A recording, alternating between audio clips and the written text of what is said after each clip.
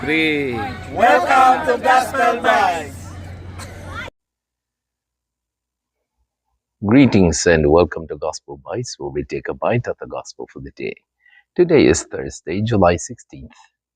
A reading from the Holy Gospel according to Matthew. Glory to you, O Lord. This is taken from Matthew chapter 11, verses 28 to 30.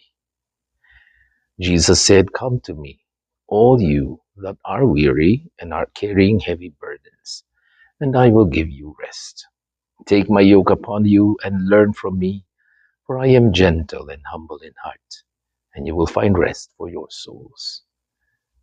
For my yoke is easy and my burden is light." The Gospel of the Lord.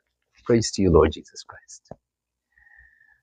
So today Jesus invites us to rest in Him. There's a book called The Road Less Traveled. And the very first sentence in the first chapter says, life is not easy. We are going through, just like our prayer says, the valley of tears. We have daily, almost every time we breathe, there's a new problem that comes to our lives. We have to face challenges in our relationships, in our finances, in our careers. Yeah? And even have to struggle against sin. Life is not easy. It's not for wimps. No? And that's why, I guess, that's why our parents used to be really tough, because they kind of train us to show us that, when you go out into the world and you face the real world, it's not going to be merciful to you. You'll have to fend for yourself. It's not going to be easy.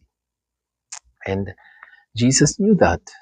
God knows that it will be, we will get tired. We will be challenged. That's why He said, "Come to me." In the Old Testament, God gave us a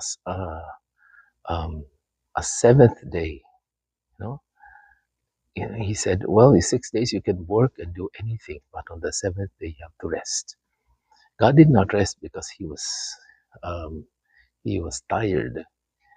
He set that day to be holy for us, so that we can rest our minds and our souls on God.